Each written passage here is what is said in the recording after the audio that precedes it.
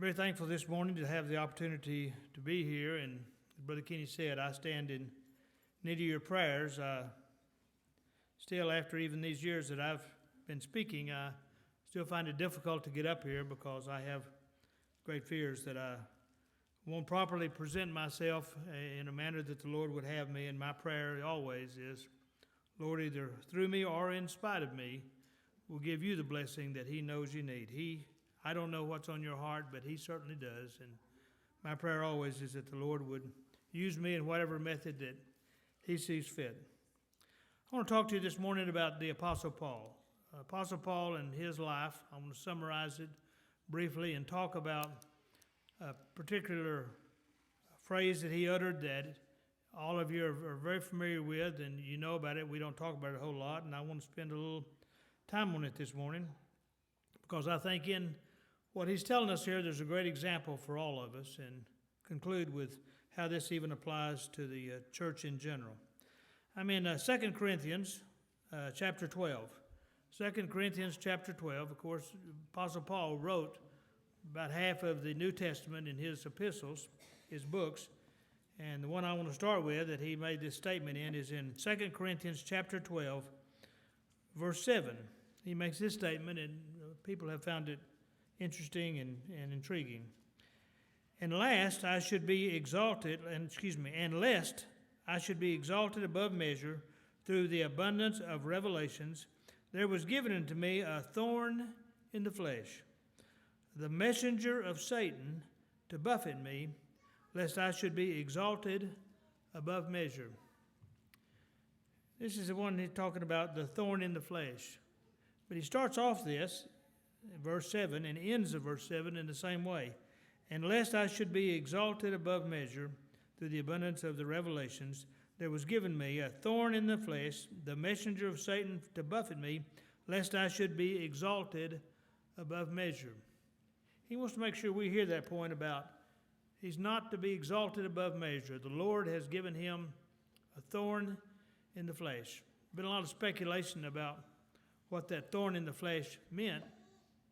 It was meant to buffet him and keep him humble and keep his pride in check. A lot of people have speculated, probably the primary, that it was some physical ailment he had that kept him from getting too prideful. And that's what I want to talk to us about a little bit, because he had lots of reasons to be very prideful and be very proud, be a very proud man, boast a lot, brag a lot. But he said, the Lord, to keep me from that, gave me a thorn in the flesh. A lot of people believe it was a physical ailment, some physical ailment that kept him humble. There's a lot of people that believe it had to do with eyesight. Maybe he was partially blind. In one place it talks about he had to write in very large letters, and it talks about him beholding some of the epistles he wrote.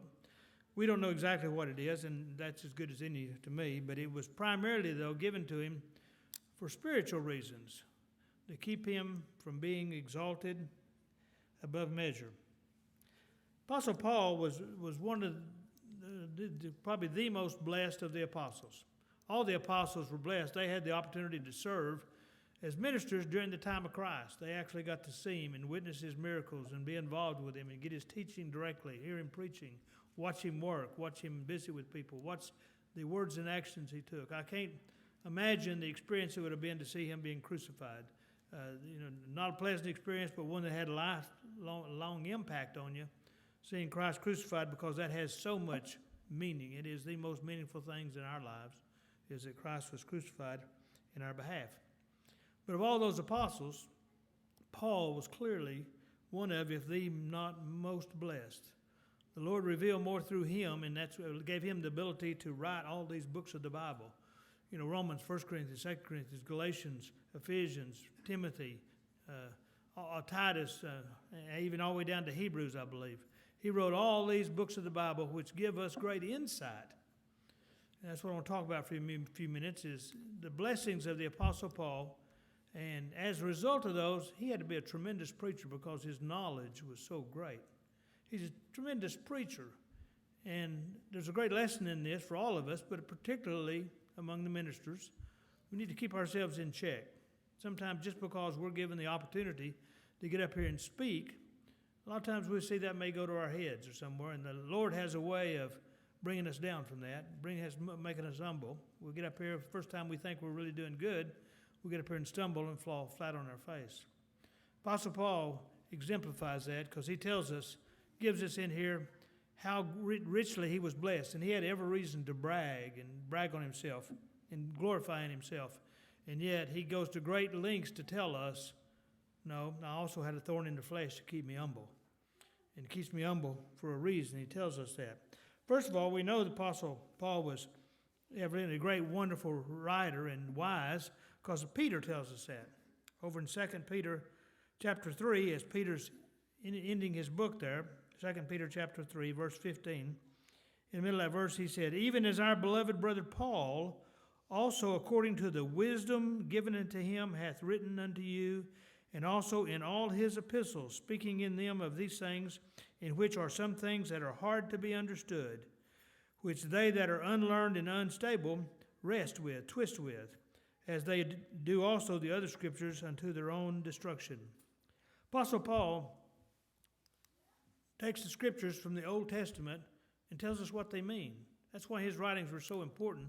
We have the Old Testament, which gives us all the old history and all that old law, that very complex legal system they had back in the day, and all the problems the people had with it, in which you try to go back and read the Old Testament, read all those old laws, and you'll end up in a mire of confusion. I love the Old Testament, and yet I don't understand it all because it's so complex, so difficult. Paul took those and interpreted them and wrote them for us so that we can understand. We know how our salvation works because of the book of Romans and Ephesians, and how the Spirit works because of Galatians. And he goes through all these and gives us all his letters he wrote, these epistles, and that's what Peter's bragging about. Man, of all the apostles, Paul is the only one that Peter mentions by reference and saying he's given you all his good according to the wisdom given him. He's written all these things to you. He's explained all this to you. So Peter even recognized the only apostle that he truly put out on a ledge, and at one time he and Paul had trouble because of their egos. They clashed one time before, and Paul had to kind of jump on Peter one time, and that caused a little bit of rift. But in the end, Peter says Paul was the one that had it all. Paul was the one that knew it. Paul was the one that understood it, and because of his wisdom, he's written it for you. So we learn here how important the Apostle Paul was in his writings. To give you a little background on that, though, Paul didn't always start out as this great writer for us Christians. He was a bad dude.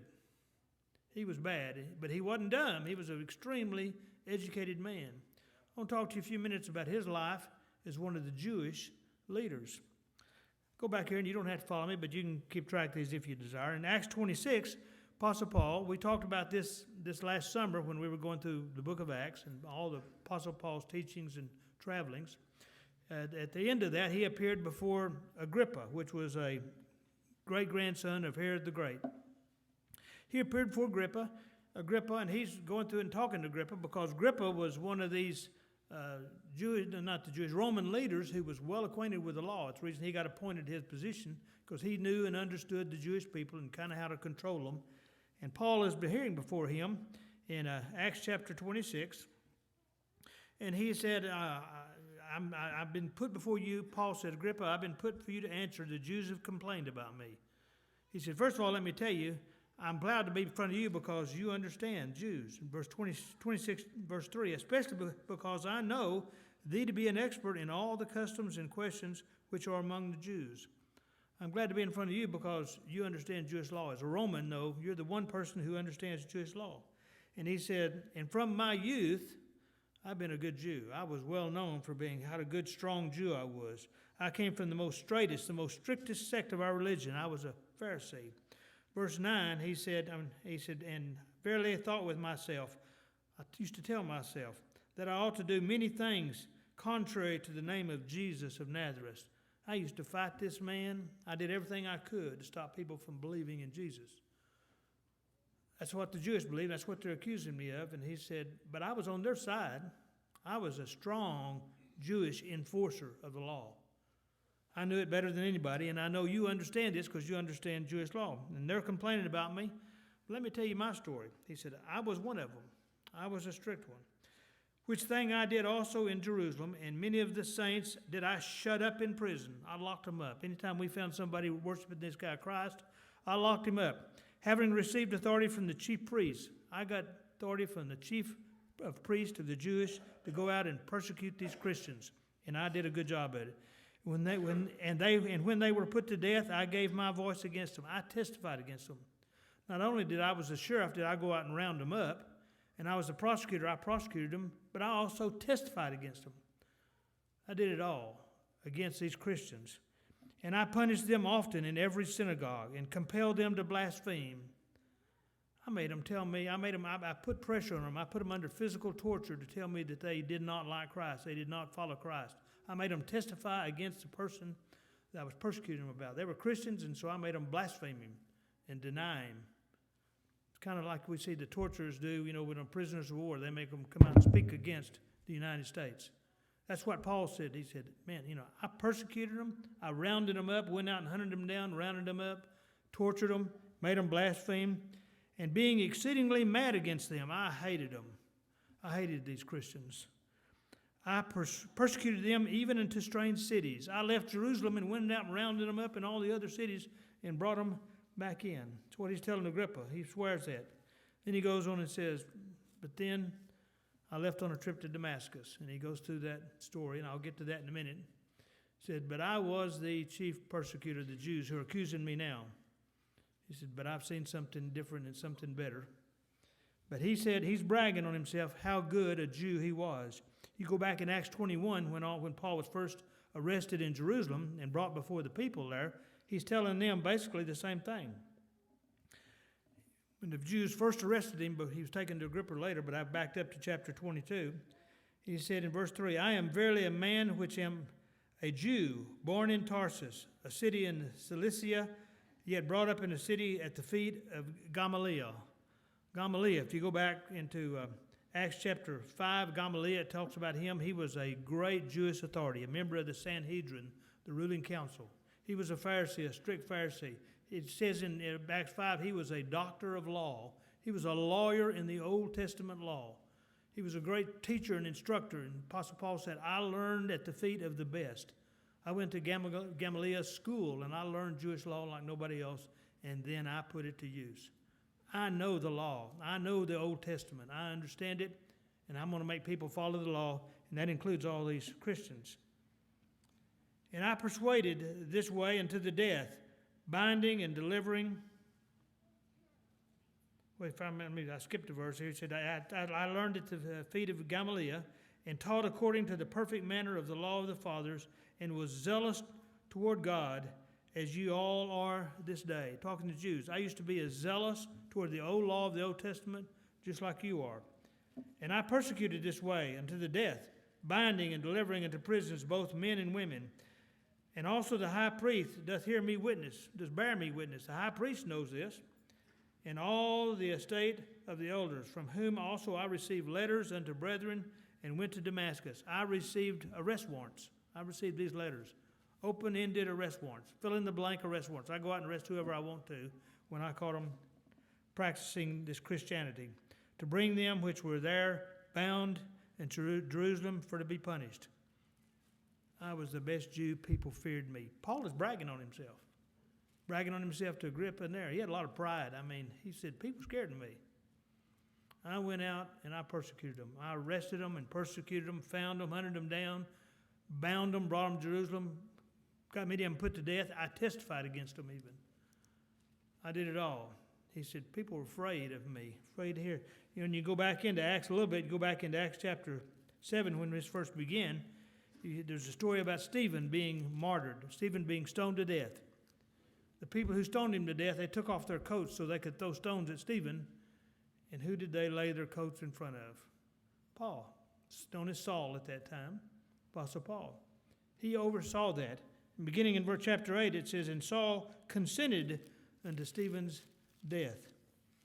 Chapter 8 of Acts, verse 3, as for Saul, again later Paul, he made havoc of the church, entering into every house and bailing men and women, and hailing men and women, committing them to prison. Therefore they were scattered abroad, went everywhere preaching the word. this is kind of interesting. Apostle Paul's letting us know. I went in and I got people in Jerusalem and arrested them up and arrested them so much and persecuted them so much, everybody took off. All the Christians left Jerusalem. What did they do when they left Jerusalem? They went out and preached the word elsewhere. People who become Christians became hardcore back in that day. And Paul said, but I was the top of the Jews. I was one of the best. He brags about being a Jew. He was a great Jewish leader. Over here in chapter 9 to begin, and chapter 9 is the chapter in which Apostle Paul was converted, but it started this. And Saul, yet breathing out threatenings and slaughtering against the disciples of the Lord, went unto the high priest and desired of him letters to Damascus to the synagogues. He said earlier, he got letters. These are open-ended arrest warrants. Fill in the blank, as we call them. You just take them with you, fill them in the blank, and arrest people. That if he found any in his way, whether they were men or women, he might bring them bound into Jerusalem. He'd go out into these strange cities, as he talked about a minute ago, go out in strange cities and find people practicing and haul them back into Jerusalem. It all started in Jerusalem, and Romans has jurisdiction over all the territory. So he was given the authority to go out and arrest people because he knew the old law, he understood the old law, and now we have this group of Christians that are blaspheming the old law because now they claim they're following a guy who alleges that he's the Son of God. That was a joke to Paul. You don't do that. That's blasphemy. He knew the old law, learned it the very best, was very good. He had a lot of reasons to be prideful and brag about it. And he bragged. That's what he did. He bragged about how good he was. Now, chapter 9 quickly changes in the book of Acts. He tells us, and then he took the road to Damascus. And there the Lord changed him from the inside out. That's where he was what we call born again. He was regenerated on that road. The Lord struck him down and blinded him. We know that they took him into town, and then the Lord went to a minister named Ananias. Now, Ananias came, and he said, we want you to go and put your hand on him and go see Paul and reveal his, that he might receive sight again. And Ananias answered and said, Lord, I've heard by many of this man how much evil he hath done to thy saints in Jerusalem. Lord, this guy's a bad dude. I don't want to go see him. I don't want anything to do with him. So the word is spread far and wide. He spread it a lot himself. He's a bad guy. I don't want anything to do with him. And the Lord answers and said, but the Lord said unto him, go thy way, for he is a chosen vessel unto me. And he Ananias went to see him and followed him and said, he's to be filled with the Holy Ghost. We know that Ananias went on and baptized him. And that's the day he converted from his Jewry and became a follower of Christ and a Christian. Now, Paul, we talked about, was an expert in the Jewish law.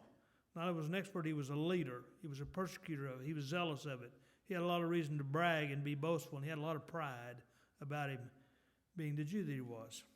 Now, he was converted just like we are. He's born again just like we are, without a choice. The Lord chooses the time and the manner of the place when he comes and enters our hearts, changes us around, makes us a newborn person. Does that mean we quit being our old person? No. You know, I believe in God, and I feel like I've been born again through the work of the Lord, and I didn't have anything to do with it. I didn't accept him. Hopefully he accepted me. But, you know, my old person is still there, and I have to struggle with it every now and then.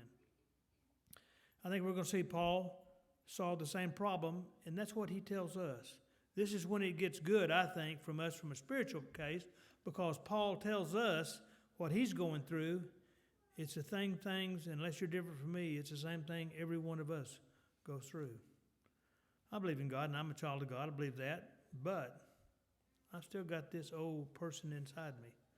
You think Paul, as bragging and boastful as he was, did he quit being boastful once he became a minister, once he became regenerated? Did he have reason to brag after that? Well, let's look over here at the book of Galatians, first chapter of the book of Galatians. Paul says, this is what happened to me on the road to Damascus. He disappeared for about 3 to 5 years. He disappeared and went off by himself. Verse 11 of Galatians 1 says, but I certify to you, brethren, that the gospel which was preached of me is not after man. Now, I learned all the old Jewish law. I knew it. I learned it at Gamaliel's feet. I know it all, knew it, raised stricter. But now, I preach a different gospel. Where did I get it? What seminary did I go to? Who did I learn it from? He said, I didn't learn it from any man. He's telling us how the New Testament works and the New Covenant works. The Lord came in my heart and revealed it to me. For I neither received it of man, neither was I taught it, but by the revelation of Jesus Christ. Christ taught me about the gospel, and he taught me about the doctrine of grace. I knew the law. I knew it. I studied it. And that's the thing about the law. It's physical. It's of man. The law is of man. It's made of man. It was made for man back then. Men couldn't follow it. We still couldn't today, and we can't today. But he said, now I'm under the doctrine of grace that was given to me directly by revelation of Jesus Christ. Now, part of the deal is the Lord gave by revelation to Paul more than he did anybody else. At least Paul put it down for us, and he's revealed a lot to him. And he goes on like this, and he says, for you have heard of my conversation in times past in the Jewish religion. You've heard me talk about and brag about what a strong Jew I was and what a real prosecutor I was. People were afraid of me. He brags about how good a Jew he was. And how that beyond measure I persecuted the church of God and wasted it. Did everything I could. Again, he's a little bit bragging again about himself. And profited in the Jews' religion above many of my equals. I was better than any Jew at being a Jew. There was nobody who was as good as I was. No Jew as good at being a Jew as I was. I was good at it. Being more exceedingly zealous of the traditions of my fathers. Boy, I made sure everybody, I knew the law, I kept it, I knew it better than anybody else. Nobody was as good a Jew as I was.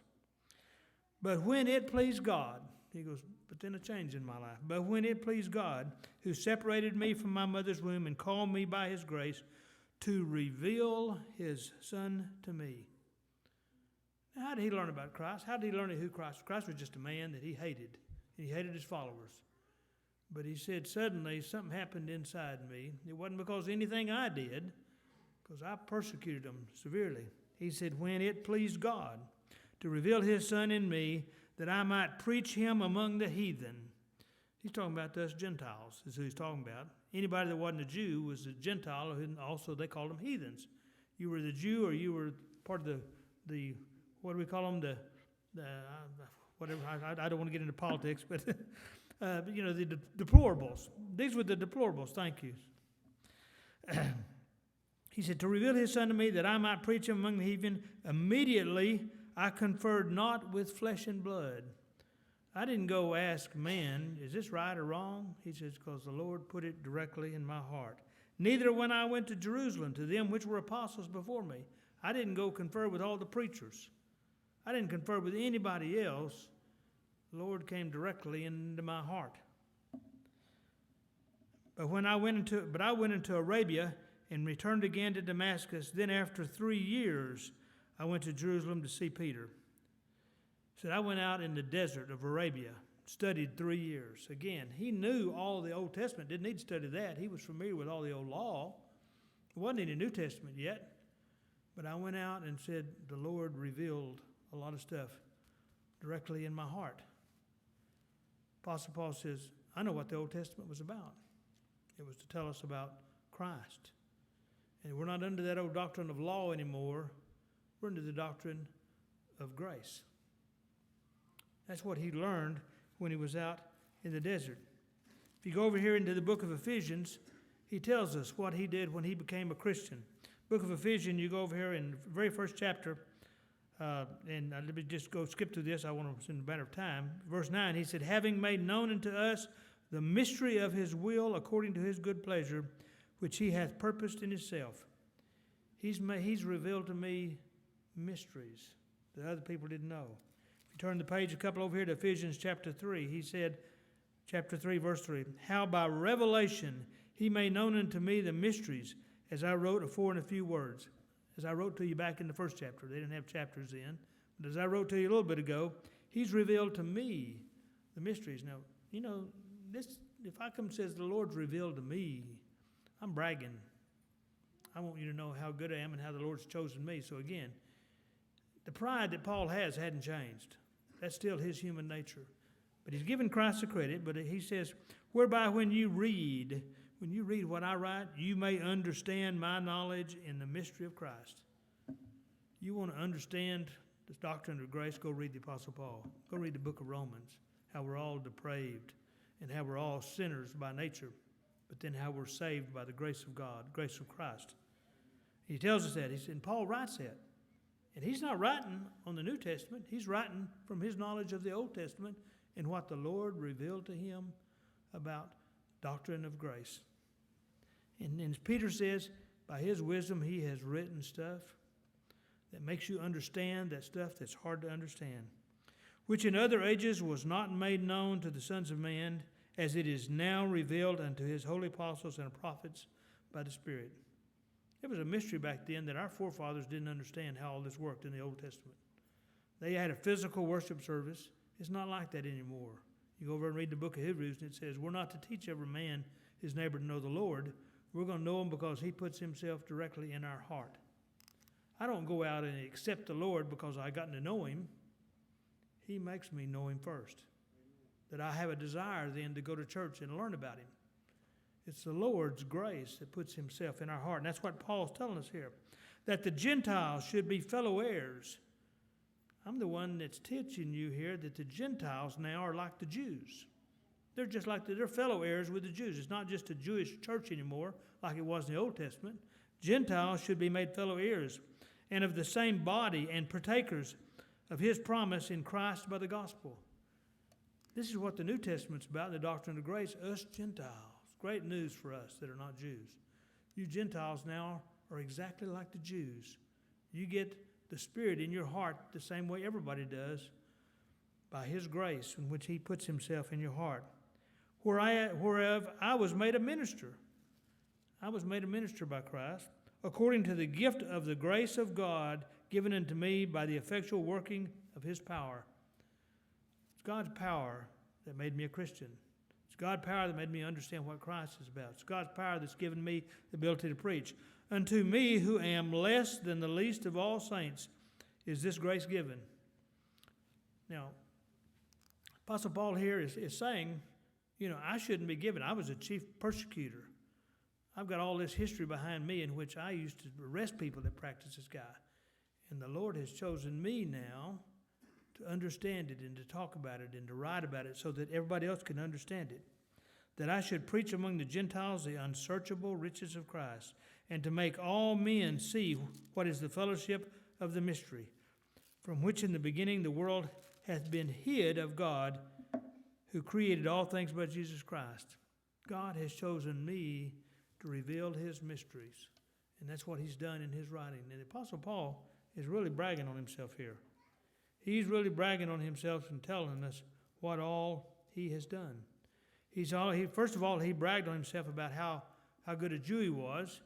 Now he's kind of bragging on himself that the Lord chose me to reveal all these mysteries.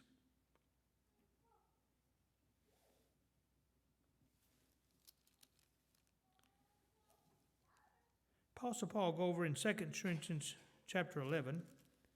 Let me go back. First of all, before I go there, I want to go to Romans. Romans chapter 7. Romans chapter 7, Apostle Paul addressed to us now the problem that he's got. I was a great Jew, and I bragged about it. I'm a Christian now, and I have to tell you, I'm bragging a little bit because the Lord's using me to reveal the gospel to everybody. And in Romans chapter 7, he says, now I've really got to struggle because I've got the spiritual nature that Christ has given me, teaching me to preach the word, showing me that it's a gospel of grace that I don't have anything to do with anymore. That struggles with my old nature of a sinner. This is the struggle I talked about we all have a while ago that Paul is fixing to tell us about. This is the problem we have in this world today. Those of us that like to think that we are children of God, we are his chosen. He said there's two natures. We all have two natures. We have the old man in us. For Paul, that was a guy that prosecuted the church and created havoc. Now he is totally flip-flopped and changed, and he says, and now I'm spiritual. He said, but I've got these two natures. The law, I'm carnal, and I was sold under sin. For that which I do, I allow not. That which I do, I don't really Shouldn't permit myself. For what I would, that I do not, but what I hate, that I do. You know, I've got this sin nature in me, and I know better now. And I don't want to do it, but then I go do it. You know, I don't want to have bad thoughts, personally, but, you know, they creep into my mind. And I'm liable to say something to some of my best friends in a moment of mad, when I get mad or unhappy with them, and it may not be their fault, it may be the way I'm feeling, but I hurt somebody. And I went, I know better than that. I knew better than to let my mouth shoot off and be the smart aleck that I am. I hurt somebody's feelings. And Apostle Paul goes through here, and one of the complicated areas that he tells us, he said, that's the nature of our two sins. That's my nature. I think that's the nature of all of us. We're in this world and we're sinners. That's the basic problem we have we inherited from Adam. Christ has put himself in us so we know better now. And what we have is we have this problem of guilt and understanding. We're sinners and know we're guilty about it. That's why we see the need to come to church. That's why we need to see we appreciate what Christ has done for us, because in spite of our being sinners, he saved us. In spite of the sin we do on a daily basis, he forgives us for, because we're his children. That's what Paul tells us, because this is the struggle between the two natures that we have going on. If you go now with me up here back to where we started today, 2 Corinthians, I'm going to start at the end of chapter 11 and lead into where I started. Into chapter 11, verse 16, he says, and I say again, let no man think me a fool, if otherwise yet as a fool receive me, that I may boast myself a little. I want to brag on myself a little bit. It's what I've been telling you. Paul, throughout this place, likes to brag on himself. He bragged on himself when he was a Jew. He bragged on himself when he was a Christian. The Lord blessed him abundantly. He tells us how that took place, and he wrote about it here. He said, seeing that many glory after the flesh, I'll glory also. I get a lot of glory in bragging on myself, and so I want to do that a little bit. We all do. We all like to kind of brag on ourselves, because it builds up our pride. Paul had a problem with pride before. He said, I've still got a problem with pride. I struggle with it. I know better because I've gotten it all from Christ. Get down here into verse 23 of chapter 11. Are they ministers of Christ? I speak as a fool. I'm more a minister than anybody. In labors more abundant, in stripes above measure, in prisons more frequent, in deaths often. Of the Jews 5 times I received 40 stripes. He's bragging about all the suffering I took in becoming a Christian. This reminds me of a bunch of guys, that we'll get around and talk sometime about, I hurt my ankle in football. Well, I hurt my side. You want to see my scar? I got shot in the war. Let me show you. We like to brag when we've gone through a lot of troubles and persecution. And that's what he's doing. I suffered more than anybody. Well, he's bragging about it. I suffered more than anybody. Thrice I was beaten with rods. Once I was stoned. Thrice I was shipwrecked. A night and a day have I been in the deep. He goes through and tells all the places he's been persecuted for what all he's done. Then in chapter 12, he tells us, and now here's the greatest blessing that I've gotten. He talks about here, and I've spoken on this before, about how he was carried up into the third heaven. If you go back in Acts chapter 14, it talks about they stoned him one time, stoned him so much everybody thought he was dead. They took him and drug him out of the city. It had to be an hour or two to get him out of the city. Once they got out of there, they all thought he was dead and were looking at his body. Suddenly he rose up. Well, that's the part most people believe this. When he was witnessing that, it's what he's talking about in the opening part of the 12th chapter of Corinthians. He said, I knew a man in Christ about 14 years ago. Every commentary, everybody says he's talking about himself. This happened to me 14 years ago. Whether in the body, I can't tell, or whether out of the body, I cannot tell. He had a vision. He was carried up into heaven during this time. I cannot tell, but God knoweth. Such one caught up into the third heaven. And I knew such a man, whether in the body or out of the body, I cannot tell, but God knoweth. And how that he was caught up into paradise, up into actual heaven, and heard unspeakable words, which it is not lawful for man to utter. I was carried right up into heaven. God allowed me to come up into heaven. Only man that God's ever allowed to do that. Now, Enoch was translated into heaven. We go over in Hebrews chapter 11, there the Apostle Paul tells us that Enoch was translated into heaven. But Enoch wasn't allowed to come back. Elijah over in 2 Kings was transported up into heaven by a fiery chariot, But he didn't come back. Neither one of those two men died. The Apostle Paul said, I was carried into heaven, but yet I came back. The only man that's been allowed to do that and come back. He said, and I was caught up into the paradise and heard unspeakable words that I really can't talk about. Of such a one will I glory. I glory in the man that got to go up into heaven. I'm going to brag about that a little bit. I got to go. Yet of myself I will not glory, but of mine infirmities. I'm going to tell you and brag a little bit on the man that got to go to heaven, but that was in the spirit. That was on the Christ side of me. The fleshly side of me, he says, I'm not going to glory except in my infirmities. For though I would desire to glory, I shall not be a fool, for I will say the truth, but now I forbear, lest any man should think of me above that which he seeth me, or that which he heareth me. I don't want you to think of me too highly. I've bragged on myself, but I don't want you to think of me too highly. Don't look at me that way. And lest I should be exalted above measure through the abundance of the revelations. So everything Christ has given me and told me, I'm appreciative of that. But of all he's given me now, and he also gave me this thorn in the flesh to keep me humble. To keep me humble, lest I should be exalted above measure. For this I besought the Lord thrice to remove it. Take whatever this physical ailment he had, take it away from me, Lord. You know, the Lord could have made him ugly. I don't know. So that when he preached, everybody would, not look upon him quite as much as what he already done, but yet they'd hear him preach and they'd receive it in the Spirit. And so he had his impact. But he said, the Lord told me, I'm not going to remove it. My grace is sufficient for thee. My strength is made perfect in weakness. Most gladly, therefore, I will rather glory in my infirmities, that the power of Christ may rest upon me. I want to do work for Christ, and if I suffer for that, that's for betterment. That's to my betterment. Therefore, I take pleasure in infirmities, in reproaches, in necessities, in persecutions, in distresses, for Christ's sakes. For when I am weak, then I am strong. Apostle Paul here is telling us that the Lord has a way of keeping us humble. I've got every reason to be prideful and boast, and I have.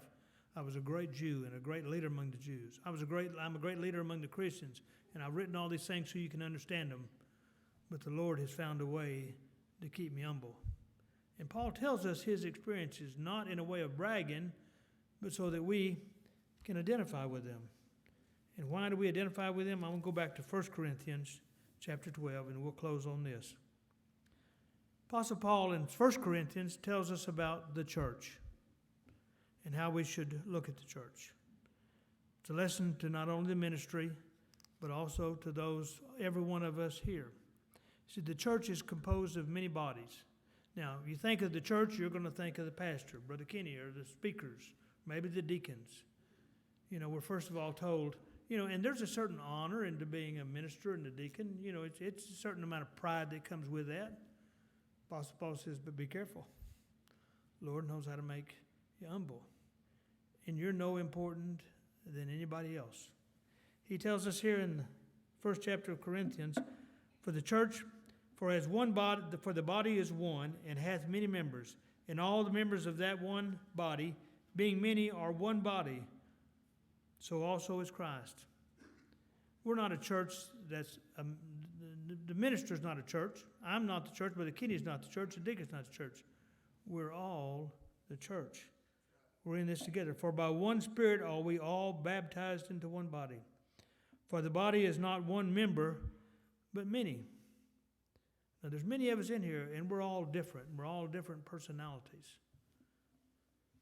Not any one of us has bragging rights, about being in the church and think the church couldn't get by without me.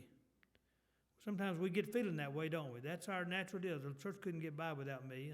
I'm doing enough, and the church couldn't live without me. Well, that's what Paul's telling us here. He says, yeah, it can. It's going to live without me.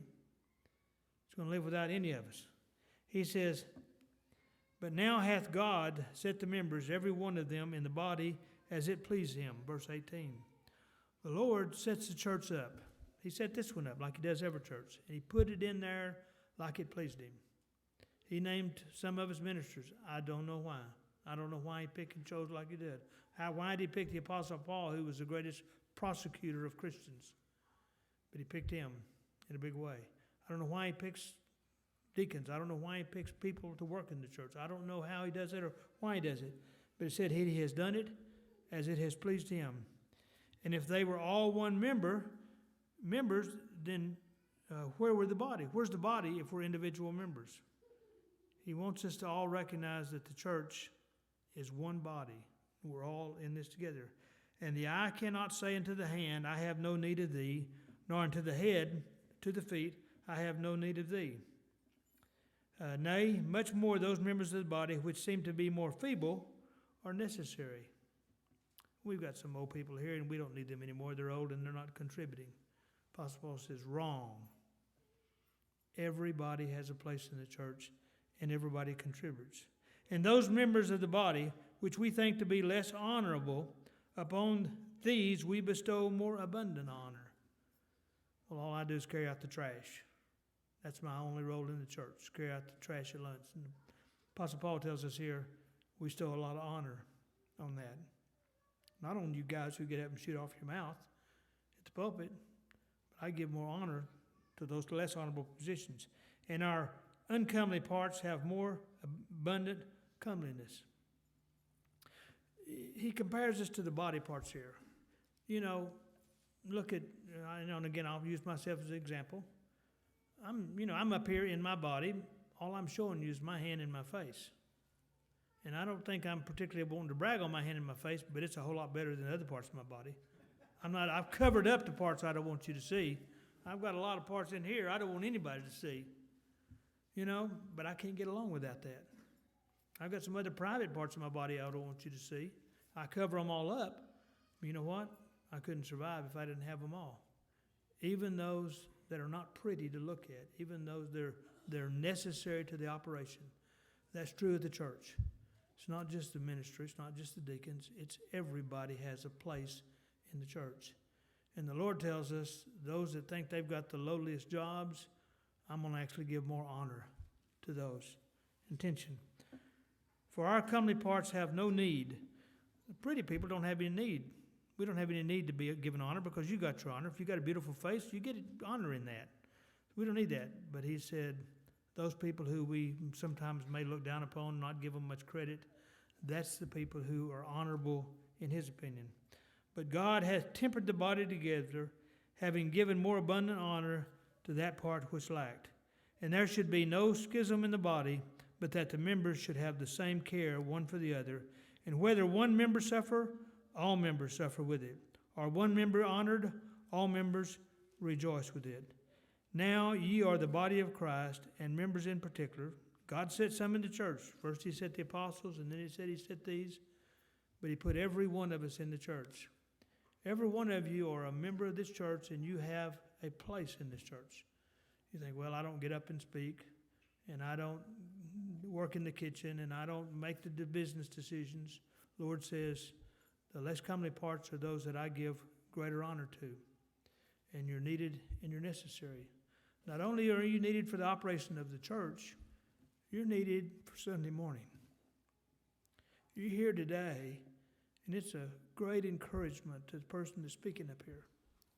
The one thing about us up here, we don't get to take a day off. And I'll have to tell you, it's not fun to get up here and try to preach. It's fun when you actually preach, because it's the Lord blessing you, and it's the Lord doing it. And that's what the Apostle Paul showed us within his life.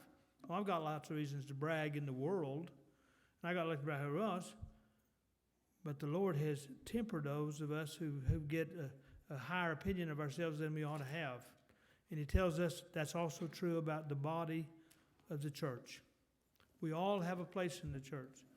We all have a spot. Your place is just as important as the person up here speaking or leading a song. Your being present in this congregation is important to the body. Not only are you inspiring the ministry, you're inspiring each other. It's important that you come and participate in the church, sing the song, help pray with the person who's praying, help pray for the people who's speaking. We're not up here speaking to you. We're all in this together, worshiping one, and that's the Lord. That's what the Apostle Paul, I think, gives us in his lessons in his life. And I encourage you to read the Apostle Paul because he has done more to help us understand what's taking place here than anybody else, how the doctrine of grace works in our life. You've been very kind to me with your attention, and my prayer is the Lord will richly bless you.